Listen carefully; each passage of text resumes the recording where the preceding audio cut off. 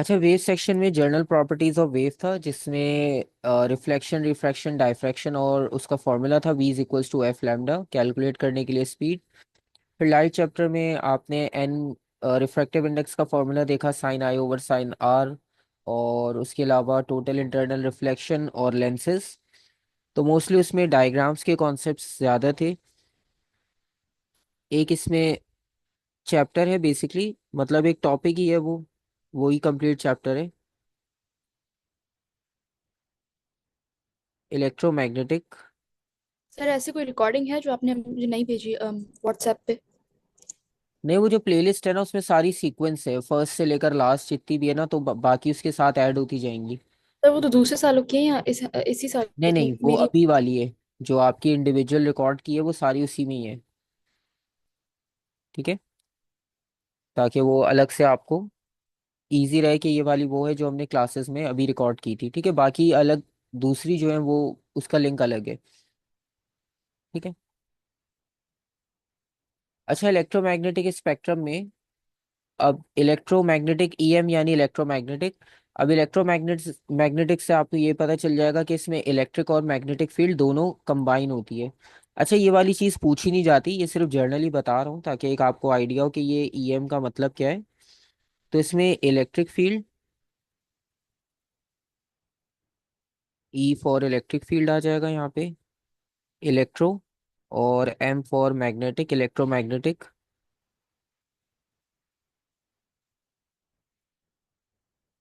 तो इन दोनों को कंबाइन करके जो वेव्स बनती हैं, ठीक है, उन्हें हम कहते हैं इलेक्ट्रोमैग्नेटिक वेव्स।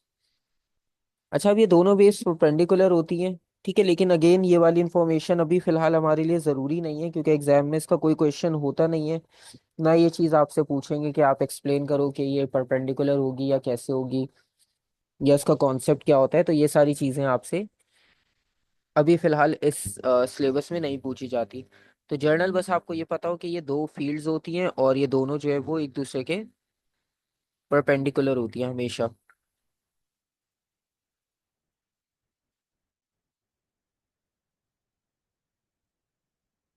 तो बस जर्नली आपको ये पता होना चाहिए, बस इससे ज़्यादा और फिलहाल हमें इसकी बेसिक के बारे में कुछ याद नहीं रखना। अच्छा, इलेक्ट्रोमैग्नेटिक स्पेक्ट्रम स्पेक्ट्रम में जो है वो आपको पता है कि जैसे डिफरेंट कलर्स होते हैं, इसी तरह से यहाँ पर डिफरेंट कंपोनेंट्स आएंगे। टोटल 7 कंपोनेंट है, उन 7 कंपोनेंट का आपको सीक्वेंस याद करना है और उनके इंडिविजुअल प्रॉपर्टीज, बस इस चैप्टर में वही है, इससे ज़्यादा और कुछ भी नहीं है।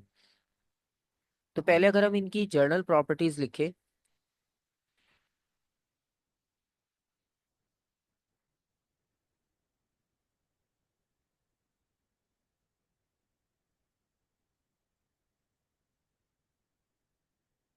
जनरल प्रॉपर्टीज का मतलब ये कि जितनी भी इलेक्ट्रोमैग्नेटिक वेव्स होंगी उन सबकी कुछ कॉमन प्रॉपर्टीज हैं और बाकी उनकी अपनी इंडिविजुअल है। ठीक है, जो कि एक दूसरे से मैच नहीं करेंगे, लेकिन जनरल प्रॉपर्टीज सबकी एक जैसी होगी। तो पहले जनरल प्रॉपर्टीज की अगर बात करें तो पहली प्रॉपर्टी आपने इसमें हमेशा ये याद रखनी है कि ये सारी ट्रांसफर्स होती है नेचर में, क्योंकि यहाँ पे परपेंडिकुलर हैं एक दूसरे के, तो ये सारी ट्रांसफर्स होगी। सो ऑलवेज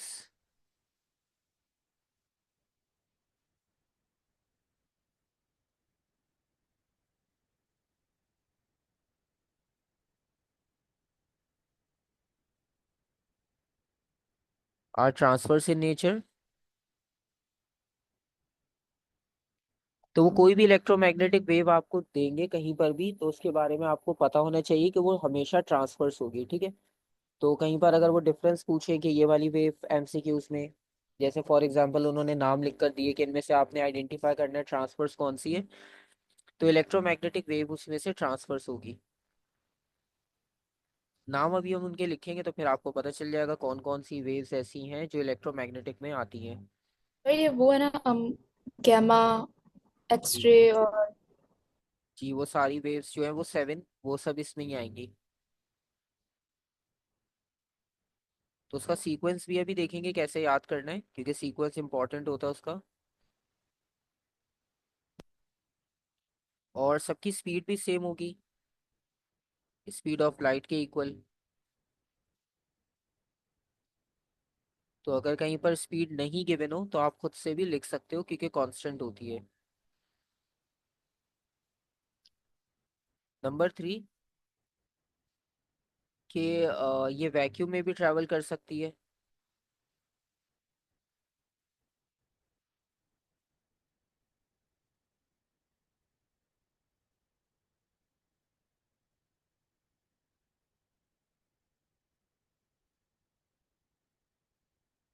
तो इन्हें कोई मीडियम रिक्वायर्ड नहीं है, बिना किसी मीडियम के भी ये एक पॉइंट से दूसरे पॉइंट पर जा सकती है, चाहे स्पेस में क्यों ना ट्रैवल करना हो। जैसे सैटेलाइट की एग्जांपल होती है इसमें, तो ये वहां पर भी इजीली ट्रैवल कर सकती है।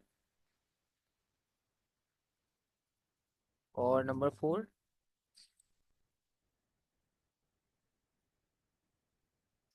अब हमने जितने भी लॉस किए थे रिफ्लेक्शन, रिफ्रैक्शन, डायफ्रैक्शन के, तो ये सबको ओबे करती है। मतलब ऐसा नहीं है कि इसमें सिर्फ रिफ्लेक्शन हो या किसी में रिफ्रैक्शन हो, इनमें सब पॉसिबल हो सकता है।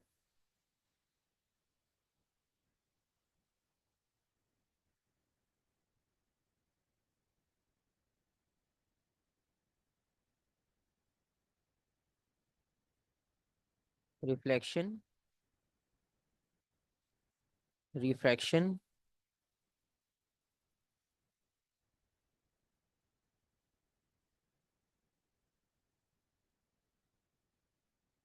And diffraction.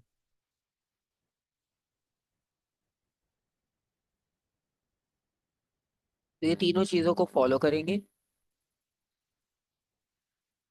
नंबर 5, इन पे कोई चार्ज नहीं होता।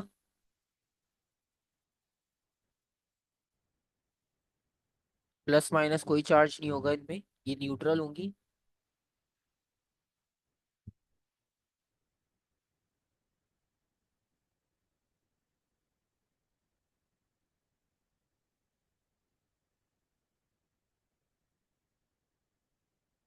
और लास्ट पॉइंट, मतलब ये जो इलेक्ट्रोमैग्नेटिक वेव्स होंगी ये मैटर से एमिट होती हैं और मैटर्स इन्हें एब्जॉर्ब भी कर सकते हैं। ठीक है।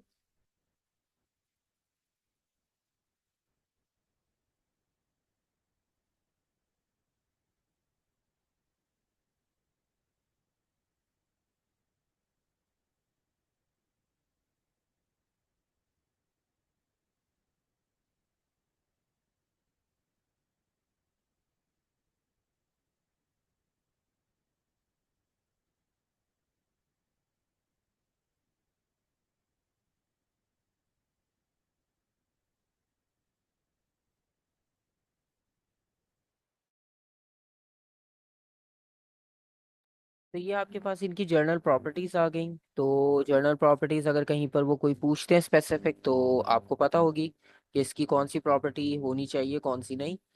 इसके अलावा इनके जो नाम हैं उनका सीक्वेंस देख लेते हैं कैसे याद रखना होता है हमें। उन्हें हम कंपोनेंट्स भी कह सकते हैं, कंपोनेंट्स ऑफ इलेक्ट्रोमैग्नेटिक स्पेक्ट्रम। तो कंपोनेंट्स की अगर हम बात करें तो सबसे पहला कंपोनेंट है, लेट सपोज गैमा के सीक्वेंस से स्टार्ट करते हैं। सबसे पहले gamma rays. Number 2 X rays, मतलब जो सबसे हार्मफुल है वो सबसे पहले लिखी है हमने। अब उसके बाद इंटेंसिटी कम होती जाएगी। अल्ट्रा वायलेट,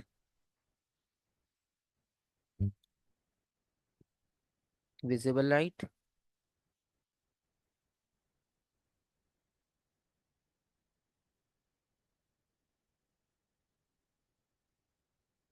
और इंफ्रारेड,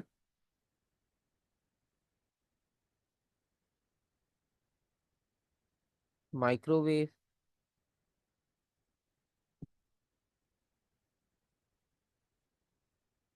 और लास्ट रेडियो वेव्स।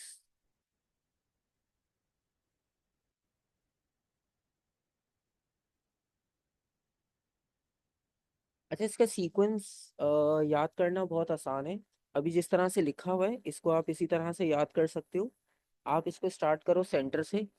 सेंटर में विजिबल लाइट है, कॉमन लाइट है जो हम यूज करते हैं बेसिकली।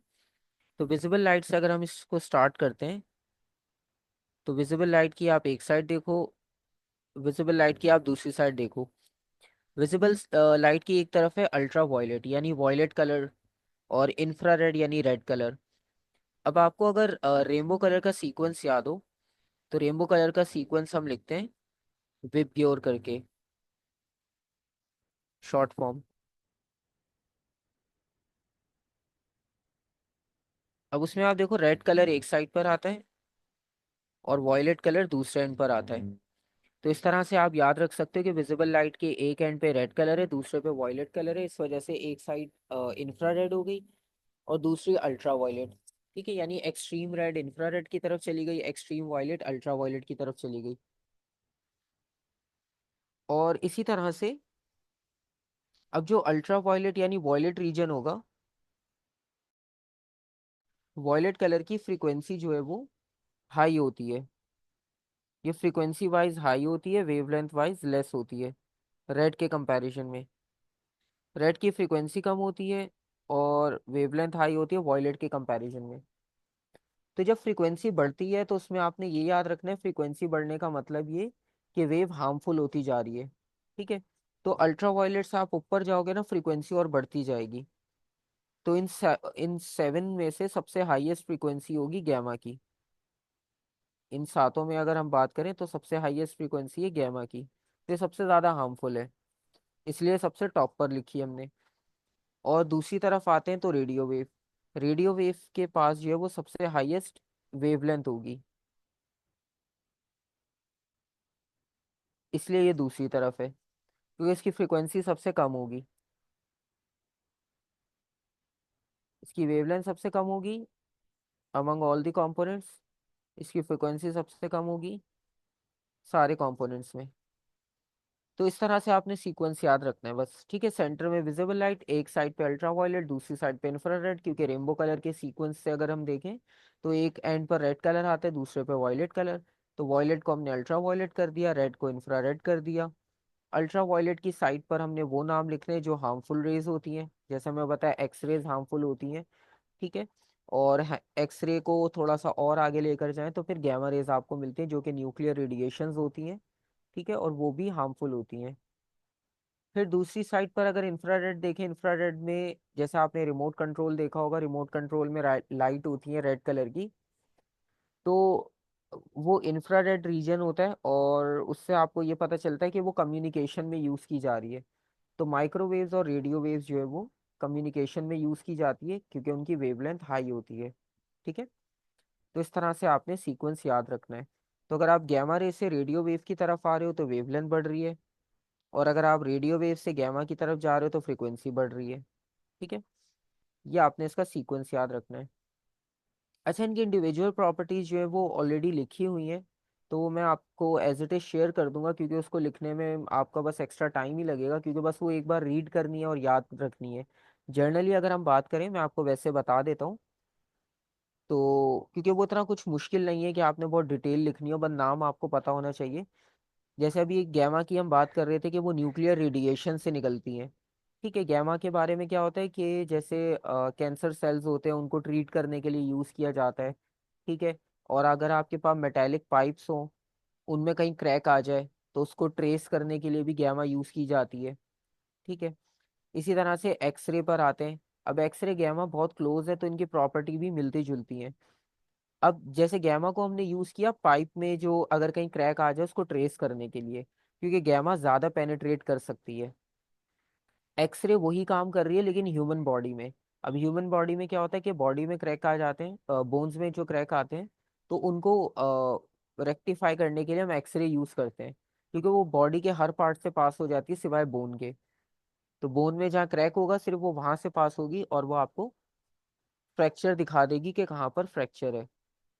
ठीक है, तो इसी तरह से गैमा पाइप के थ्रू दिखा देगी कि पाइप में कहाँ पर जो है वो क्रैक है। और उसके अलावा अल्ट्रा वायलेट पे आते हैं। अल्ट्रा वायलेट आपने देखा होगा कि जैसे बैंक में नोट्स चेक करने के लिए जो डिवाइस होती है उसमें भी लाइट वायलेट कलर की होती है, तो वो अल्ट्रा वायलेट होती है। तो फेक बैंक नोट्स को चेक करना हो या स्टरलाइजिंग प्रोसेस करना हो, स्टरलाइजिंग मतलब जर्म्स को किल करना हो, तो उसमें यूज़ किया जाता है अल्ट्रा वायलेट को। फिर विजिबल लाइट का तो आपको पता है कि हम नॉर्मल डेली लाइफ में फोटोग्राफी या विजन हम देखने के लिए हम लाइट का यूज़ कर रहे होते हैं, क्योंकि with the help of light हम ऑब्जेक्ट को ऑब्जर्व कर पाते हैं, उसके बगैर पॉसिबल नहीं है। फिर इंफ्रारेड की तरफ आते हैं। इंफ्रारेड की अभी जैसे हमने बात की कि रिमोट कंट्रोल में यूज़ होता है, क्योंकि इंफ्रारेड जो है वो हॉट बॉडीज से रिलीज होती हैं। तो आप इसे थर्मल सिक्योरिटी सिस्टम में भी यूज़ कर सकते हो, कि अगर कहीं टेम्परेचर हाई होता है तो अलार्म रिंग करना शुरू कर देगा। माइक्रोवेव्स की बात करें तो माइक्रोवेव अवन्स में यूज़ होती हैं। उसके अलावा जो है वो हम इसे कम्युनिकेशन, फ़ोन कम्युनिकेशन में यूज़ करते हैं। ठीक है। और रेडियो वेव्स की बात करें तो रेडियो वेव्स नाम से आपको पता चल रहा है कि रेडियो में जो फ्रीक्वेंसी सेट करते हैं हम, तो वो स्पेसिफिक फ्रीक्वेंसी होती है ताकि वो रेडियो सिग्नल्स आप तक पहुंच सके। और उसे सैटेलाइट से भी कनेक्ट करने के लिए भी रेडियो सिग्नल्स को यूज़ किया जाता है। तो ये इनकी बस इस तरह से प्रॉपर्टीज़ होती हैं, दो दो तीन तीन। तो वो ऑलरेडी जब लिखी हुई है वो मैं आपको शेयर कर दूंगा, तो उनमें से आप एक बार गो थ्रू कर लोगे तो आपको पता चल जाएगा कि किसके बारे में आपने क्या लिखना है। और इसमें कुछ ज़्यादा करने की ज़रूरत नहीं होती। वर्किंग नहीं पूछेंगे वो आपसे कि इसकी वर्किंग आप पूरी एक्सप्लेन करो। एक्सरे के बारे में वर्किंग पूछ लेते तो उसमें जर्नली हम यही लिखते हैं कि बॉडी में टिश्यू सेल्स उनके थ्रू पास हो जाएगी। एक्सरे बोन्स जो है वो उसे एब्जॉर्ब कर लेती हैं। जहाँ पे क्रैक होगा तो वो रीजन आपको वाइट नज़र आ जाएगा, तो आपको पता चल जाएगा कि यहाँ पर जो है वो क्रैक है। तो क्वेश्चन जब आएगा तो वो वहाँ पर हम उसकी वर्किंग लिख लेंगे। तो जर्नली लिखना है, बहुत टिपिकल, आपने कोई साइंटिफिक टर्म्स नहीं लिखनी होती, बस जर्नल एक्सप्लेन करना होता है। ठीक है। और बाकी सीक्वेंस याद करना ज़रूरी है, क्योंकि सीक्वेंस से रिलेटेड क्वेश्चन आते हैं। जैसे अगर इसका एक क्वेश्चन अगर आप देखो लेटेस्ट पेपर्स में जो आया है,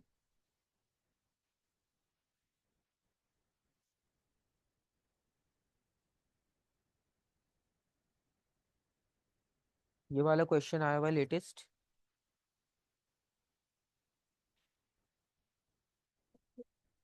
अब इसमें जो है वो कुछ यूजेस गिवन है और रीजन्स के नाम भी गिवन है।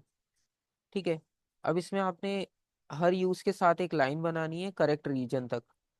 और एक लाइन को उन्होंने ड्रॉ करके दिखाया है हेल्प के लिए, और एक कंपोनेंट को एक ही बार यूज कर सकते हैं, एक लाइन दो से कनेक्ट नहीं होगी। ठीक है। अब जैसे आप यहाँ पर देखो थर्मल इमेजिंग। अब थर्मल इमेजिंग अभी जैसे हमने बात की थी, इंफ्रारेड जो है वो हॉट बॉडी से रिलीज होती है। तो थर्मल इमेजिंग का मतलब कि इसमें इंफ्रारेड होगा। या चलो अगर आपको पहले इंफ्रारेड नहीं भी समझ आता, जैसे फोटोग्राफी है, तो इसमें तो विजिबल लाइट आएगी, जैसे अभी हमने डिस्कस किया था, क्योंकि नॉट नेचुरली हमें विजिबल लाइट ही नजर आती है। तो फोटो में भी नेचुरल लाइट ही हम यूज करते हैं। इंफ्रारेड थर्मल इमेजिंग में आ जाएगा। और बाकी जो है वो स्टेरलाइजिंग मेडिकल इक्विपमेंट्स को क्लीन करने के लिए जो है वो गैमा रेज यूज करते हैं। क्योंकि अगर वॉश करने के बाद भी जर्म्स उसमें रह जाते हैं, फिर गैमा रेज आपको पता है वो स्ट्रांग होती हैं, तो वो उन्हें इजीली किल कर सकती है, क्योंकि वो कैंसर सेल को भी रिमूव करने में यूज की जाती है। और जैसे यहाँ पर इन्होंने पूछा है स्पीड बतानी है आपने इलेक्ट्रोमैग्नेटिक वेव्स की, तो सबकी सेम होती है स्पीड ऑफ लाइट।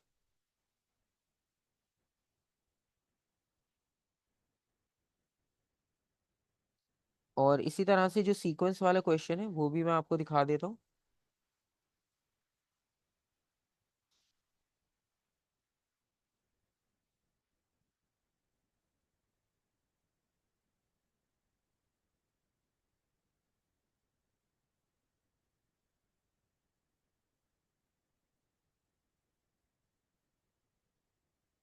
अब यहाँ पे जैसे बी पार्ट में आप देखो, इसमें भी उन्होंने इलेक्ट्रोमैग्नेटिक स्पेक्ट्रम के बारे में पूछा। आपने दो रीजंस बताने हैं कि हम माइक्रोवेव्स को क्यों यूज करते हैं, for phone signals.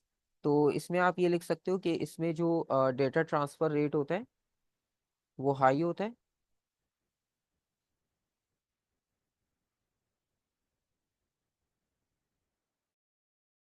Because of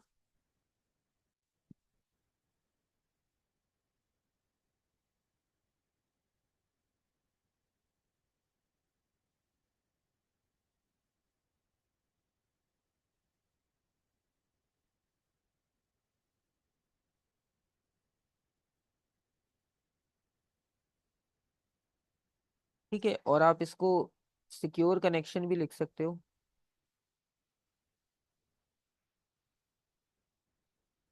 किसकी हेल्प से सिक्योर कनेक्शन होता है। आपने जिससे कनेक्ट करना है आप उसी से कनेक्ट होगे, सबसे कनेक्ट नहीं होते। और उसके अलावा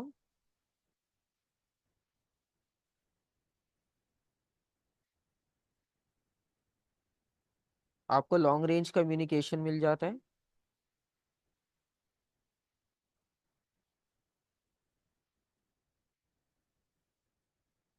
ठीक है, तो इस तरह के बस पॉइंट्स आपने लिखने होते हैं, बहुत ज़्यादा कुछ इसमें टिपिकल नहीं लिखने। इसी तरह से ये वाला पार्ट भी आप देखो, इसमें आपको एक और कॉन्सेप्ट मिल जाएगा कि कुछ सिग्नल डिजिटल होते हैं और कुछ एनालॉग होते हैं। तो with the help of diagram आपने बताना है कि डिजिटल सिग्नल एनालॉग से कैसे डिफरेंट होते हैं। ठीक है, डिजिटल के बारे में आपको पता है, कंप्यूटर साइंसेज में भी आपने देखा होगा कि डिजिटल में जैसे हम बाइनरी कोड यूज करते हैं 0 1, तो डिजिटल सिग्नल में फिक्स नंबर होते हैं। जैसे हम फोन यूज करते हैं तो उसमें नंबर्स होते हैं 0 1 2 3 4 5 6 7 8 9। तो डिजिटल में जब ये कन्वर्ट होता है तो ये बाइनरी में कन्वर्ट हो जाता है 0 1 में। और डिजिटल के बारे में एक और बात ये कि इसकी वैल्यूज डिस्क्रीट होती है, यानी फिक्स होती हैं। जैसे आप स्टेयर्स की एग्जांपल लो, तो स्टेयर्स में जैसे फर्स्ट स्टेप आता है फिर सेकंड आता है, तो फिक्स है, इसमें आप कुछ चेंज नहीं कर सकते।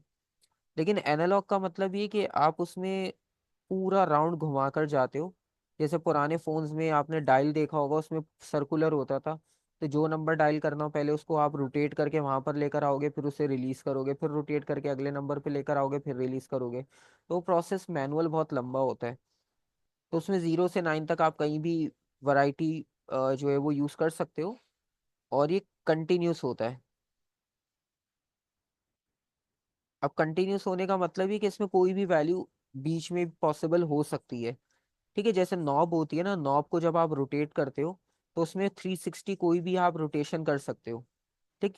लेकिन डिजिटल में ऐसा नहीं होता। डिजिटल में क्या होता है कि जो आपको नंबर चाहिए आप वही बटन प्रेस करोगे एग्जैक्ट। तो एनालॉग की एग्जांपल ऐसी, जैसे रैम पे वॉक करते हैं, तो रैम पे वॉक करते वक्त क्या होता है कि आपके पास कोई स्पेसिफिक पॉइंट नहीं होता, आपकी मर्जी, आप कहीं पर भी स्टेप कर सकते हो वहां पर। तो कोई भी वैल्यू वहां पर हो सकती है। ठीक है। और जिसकी ग्राफिकल रिप्रेजेंटेशन आपने बनानी है उसमें इजी है, उसमें कुछ इतना मुश्किल नहीं है।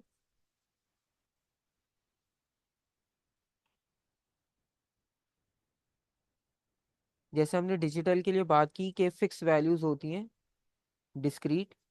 तो उसमें आप,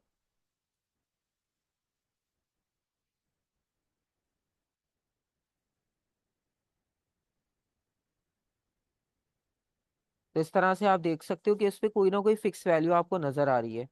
ठीक है, प्रॉपर। लेकिन अगर आप बात करो कंटिन्यूस की, यानी एनालॉग की,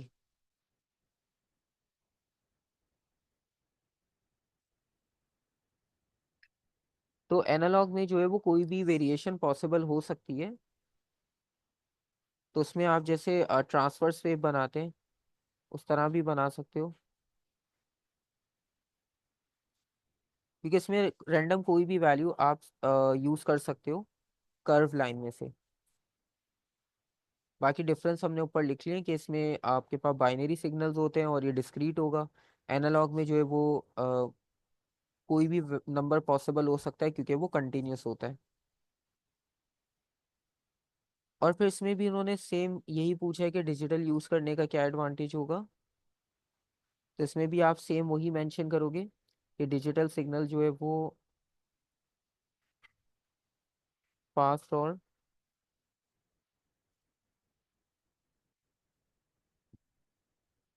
सिक्योर कम्युनिकेशन में हेल्प करेंगे।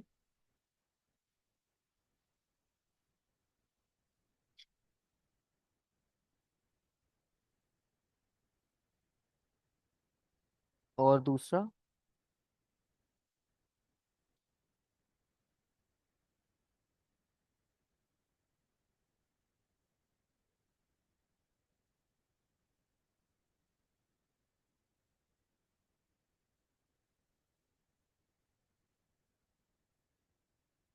Transfer data at high rate.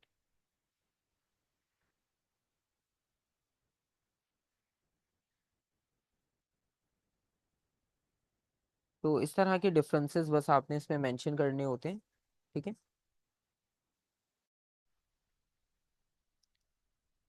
तो मतलब इसमें आपके पास काफ़ी जर्नल टाइप कैटेगरीज क्वेश्चंस होते हैं। बहुत ज़्यादा कोई स्पेसिफिक इसमें आपने टर्म्स मेंशन नहीं करनी होती। और अब इसके अलावा जो इसमें साउंड का टॉपिक है, साउंड टॉपिक में ये होगा।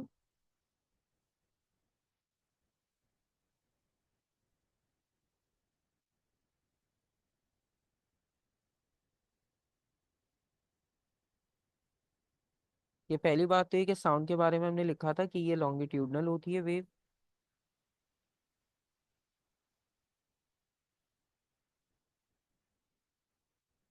और इसे मीडियम भी रिक्वायर्ड होता है।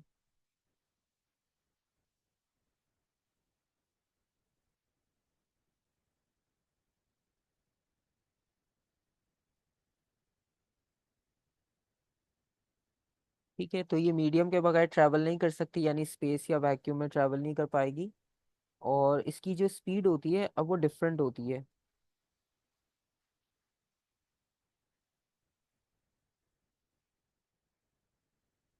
अब अगर स्पीड की आप बात करोगे तो सॉलिड में अलग होगी, लिक्विड में अलग, और गैस में अलग।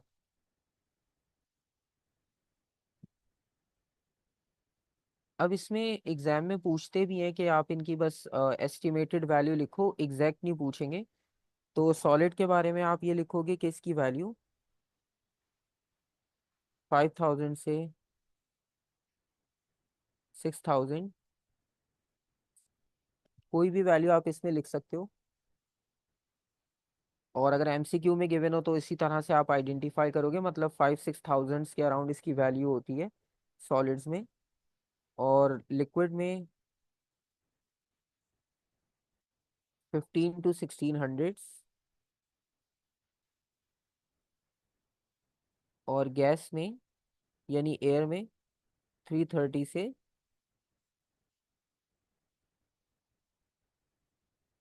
350 के बीच में आप कोई भी वैल्यू यूज़ कर सकते हो। क्योंकि प्रेशर टेम्परेचर अलग अलग होता है तो उनके अकॉर्डिंगली वैल्यूज थोड़ी सी चेंज हो जाती हैं। तो आपने एग्जैक्ट कोई भी याद नहीं रखनी होती कि इस टेम्परेचर पे क्या वैल्यू होगी, बस आपने इसी तरह से एस्टिमेटेड वैल्यूज याद करनी है। और ऑप्शन में कभी गिवन होती है, कभी आपने खुद लिखनी होगी, तो इन्हीं में से आप एज इट इज कोई भी वैल्यू लिख सकते हो। इसके अलावा साउंड में एक कॉन्सेप्ट होता है इसके फैक्टर्स का।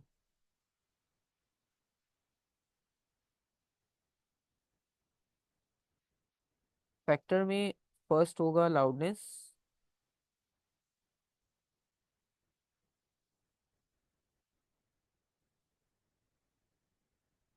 अच्छा, लाउडनेस में ये होता है कि जर्नली तो ये टर्म यूज करते हैं, लेकिन इसको मतलब एक्सप्लेन कैसे करना है। तो लाउडनेस का फैक्टर अगर आप डिफाइन करो, it helps to differentiate between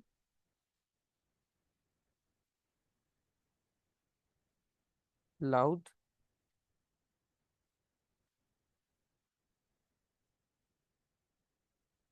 and a faint sound. अब जो भी हमने टर्म्स की हैं जैसे फ्रीक्वेंसी, वेवलेंथ, एम्पलीट्यूड एक्सेट्रा, तो उनमें से अगर हम देखें तो लाउडनेस जो है वो एम्पलीट्यूड पे डिपेंड करता है।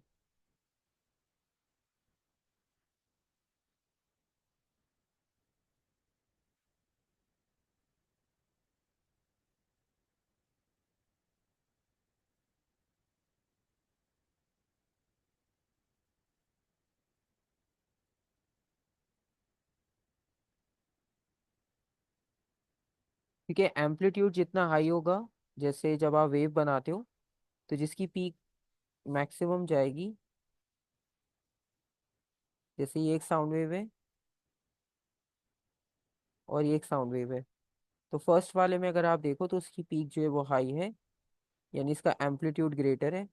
और दूसरे में कंपेयर करोगे तो उसकी पीक कम है, यानी उसका एम्पलीट्यूड कम होगा। तो फर्स्ट वाली इसमें लाउड होगी और सेकंड वाली इसमें फेंट होगी।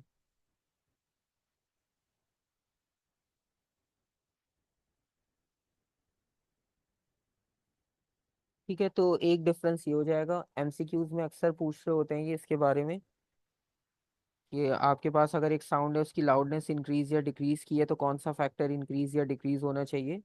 तो वो एम्पलीट्यूड का होगा। इसी तरह से एक और फैक्टर इसमें होता है,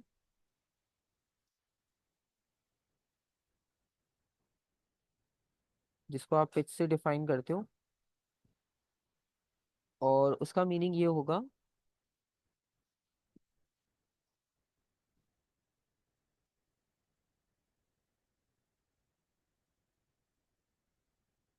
इससे आप डिफ्रेंशिएट कर सकते हो between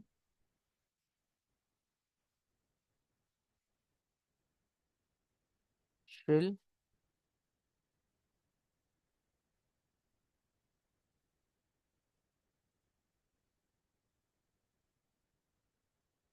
and a grave sound. अच्छा, श्रिल का सिंपल इसमें मतलब ये होगा कि जो शार्प साउंड्स होंगे उनको आप श्रिल की कैटेगरी में लिखोगे, और जो हैवी साउंड्स होते हैं उनको आप ग्रेव की कैटेगरी में लिखोगे। जैसे आप इसमें फॉर एग्जांपल विसल की एग्जांपल लो आप, तो वो श्रिल में आ जाएगी। और ड्रम की एग्जांपल लो, वो हैवी में आ जाएगी। ठीक है, तो इन दोनों में इस तरह से आप डिफरेंशिएट करते हो। तो जो साउंड आपको लगता है कि मतलब वो थोड़ा सा हैवी है, ठीक है, तो उन्हें आप ग्रेव साउंड कहते हो, यानी उसकी पिच कम होगी। तो जैसे ड्रम की बात हम कर रहे हैं तो इसका मतलब है इसकी लो पिच है।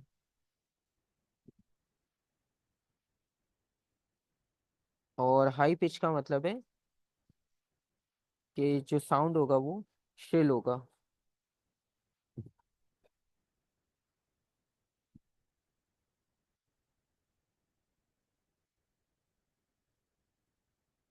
अब इसमें फैक्टर कौन सा होगा ये देखना आपने, जैसे हमने यहाँ पर फैक्टर लिखा था एम्पलीट्यूड का।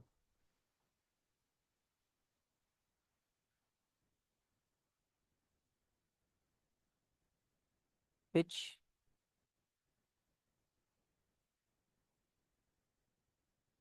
Depends upon frequency.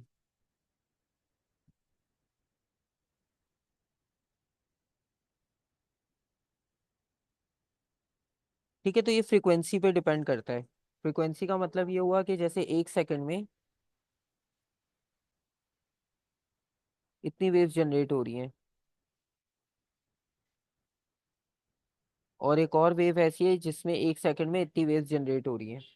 ठीक है, तो इसमें से फर्स्ट वाली जो वेव है इसकी फ्रीक्वेंसी हाई है,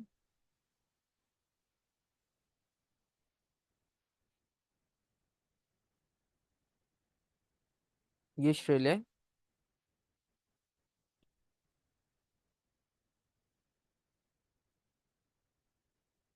और ये ग्रेव है। ठीक है,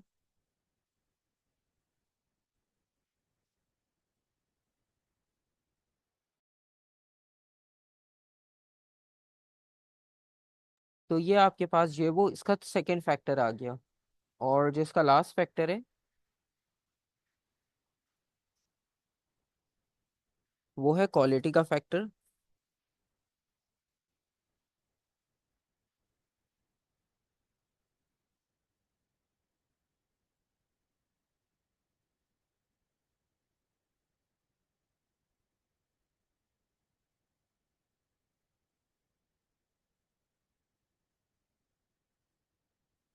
अच्छा, क्वालिटी के फैक्टर को आप ऐसे डिफाइन करते हो कि इसमें दो साउंड्स होते हैं,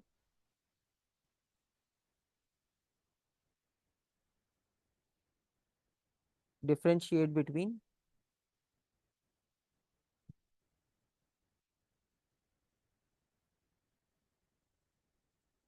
to sounds of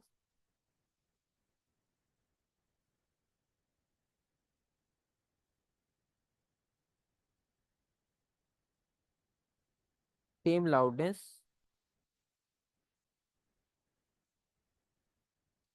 and pitch. ठीक है, मतलब अगर आपके पास दो साउंड जोन की लाउडनेस भी सेम हो, पिच भी सेम हो, लेकिन फिर भी उनमें डिफरेंस हो, ठीक है, तो उसको हम कहते हैं क्वालिटी।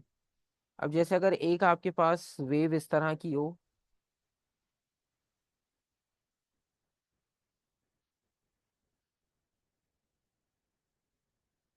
एक वेव इस तरह की है,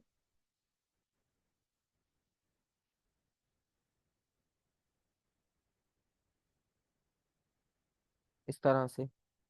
अब आप दोनों में डिफरेंस देख रहे होगे कि यहाँ पर जो वेव है उसमें थोड़ी सी कम डिस्टॉर्शन है, लेकिन सेकंड वाले में जो डिस्टॉर्शन है वो ज्यादा है। तो इस तरह से आप क्वालिटी को कंपेयर करोगे, ठीक है, इनके वेव फ्रंट से। तो इनकी फॉर्मेशन अलग अलग होगी, बाकी साइज और लेंथ एक जैसी होगी।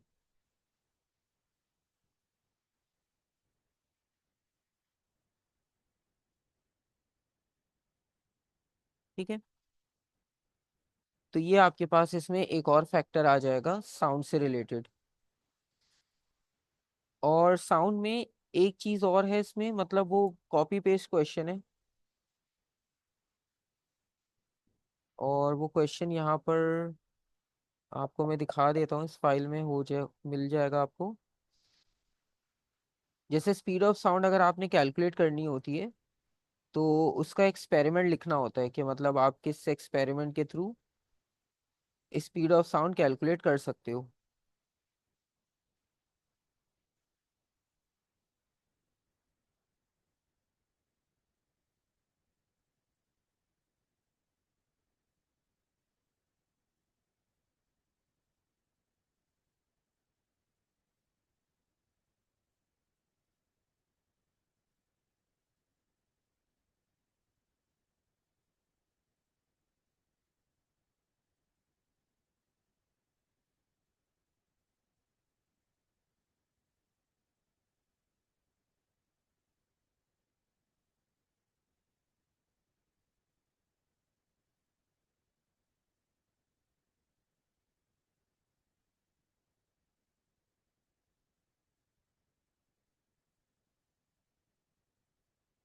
पेपर्स में ही होगा ज्यादा, क्योंकि उसमें बहुत मतलब रेयर होता है कि वो पूछे, लेकिन अक्सर ये होता है कि आपके पास वो क्वेश्चन आ भी सकता है।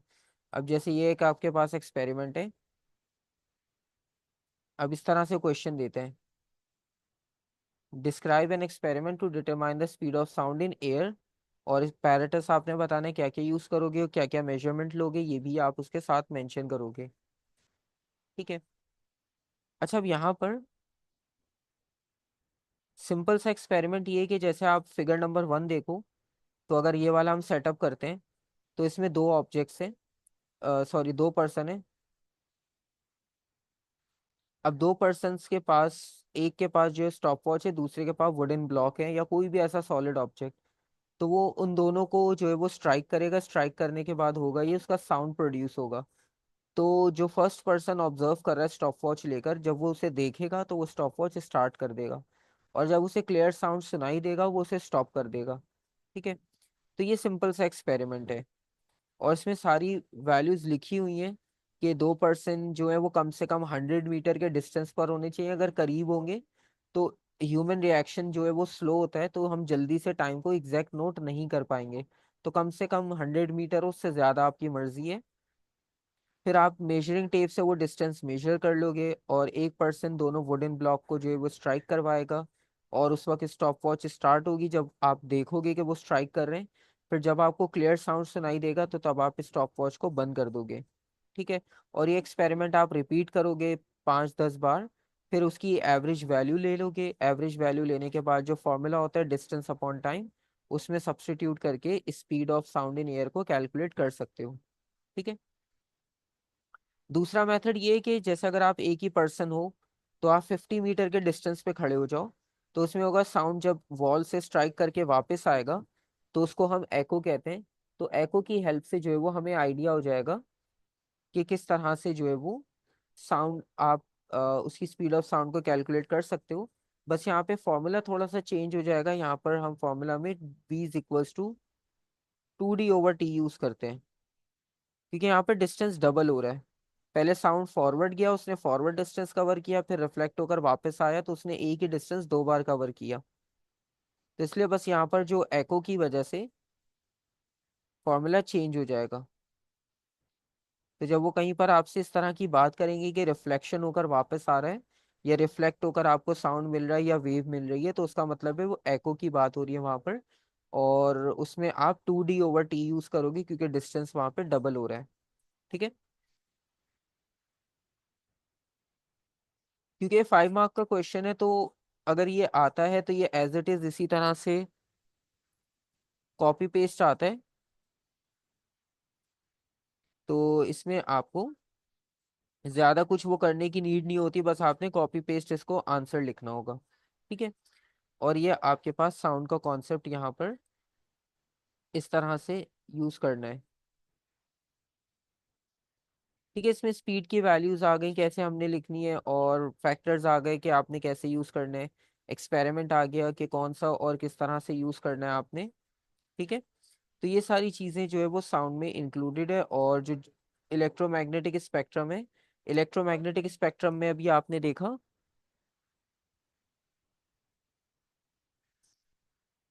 कि वहां पर जो है वो कंपोनेंट्स के आपको नाम याद होने चाहिए, और कंपोनेंट्स के नाम के साथ साथ उनकी जो इंडिविजुअल प्रॉपर्टीज है वो मैं आपको शेयर कर दूंगा, तो उन्हें बस आप एक बार रीड कर लेना तो वो भी आपके पास कंप्लीट हो जाएंगी। ठीक है, तो ये आपके पास हो गया यहाँ तक वेव सेक्शन।